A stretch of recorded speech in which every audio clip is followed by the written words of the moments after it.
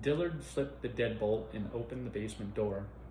Linda sat midway down the stairwell, her back to him, with Abigail sleeping in her arms. Her lip was swollen, and an ugly bruise was blooming across her neck, up across her cheek. He tried not to look at it, tried to pretend it wasn't there. He let out a deep sigh.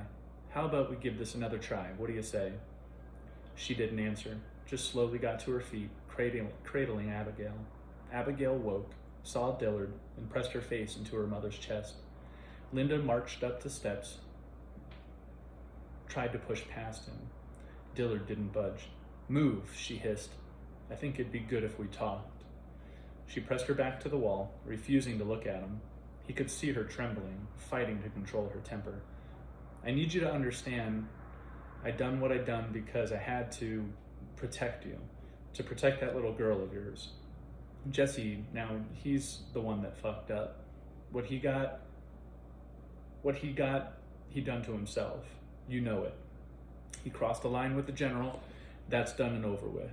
Ain't nothing you, nor me, nor anyone but Jesus can do for Jesse now. Time to think about what's best for you and Abigail." He reached out, stroked Abigail's hair. "Linda, you need to understand that the only reason that little girl of yours is safe and sound is because of me. The general, well, he had other plans. Wanted to use her to get Jesse for what he'd done. And it weren't easy to convince him otherwise." Linda glared at him. Dillard saw the fire and blinked. "What you done," she said, "amounts to murder, no different than if you'd done it yourself." Dillard ground his teeth, fought down the heat rising in his chest. "I need to make something clear to you, absolutely crystal clear. The general, he gets dangerous when he thinks someone might start gabbing about his business. And if you were to get it in your head to talk about what went down with Jesse, so much as a single word, there wouldn't be a goddamn thing I could do to keep you and Abigail safe. And after what you said in front of Chet Nash about the sheriff, they'll be watching you. You can count on it." She stared at the wall, shaking her head. "Christ, Linda, can't you see I'm doing my damnedest here to keep you two safe? Can you not try to understand?" He waited for a response, some sign that all was not lost, but she continued to stare at the wall as though he wasn't there. "Why are you making this so hard?" he asked. "Really? Are you kidding me?" The venom in her voice surprised him. Dillard made himself look at her swollen lip. Why do things always have to go this way with me?" "I'm sorry," he said. "Sorry I lost my temper. About as sorry as I can be. Do anything I could to take it back. I mean it, Linda. Things got out of hand.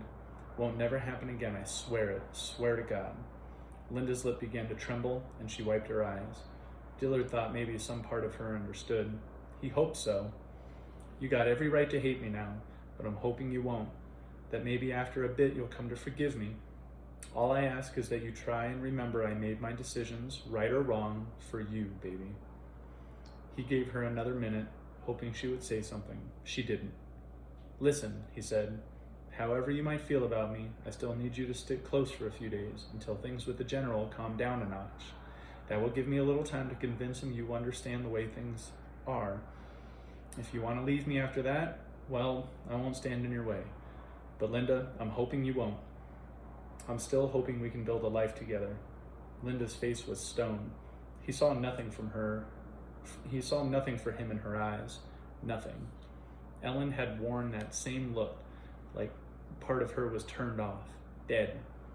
He couldn't stand it another minute, afraid he'd start tearing up.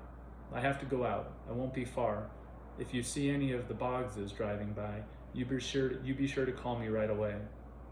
Dillard left them on the stairs, slipping on his jacket. He patted the pocket, making sure Linda's keys were still there, and headed out the door.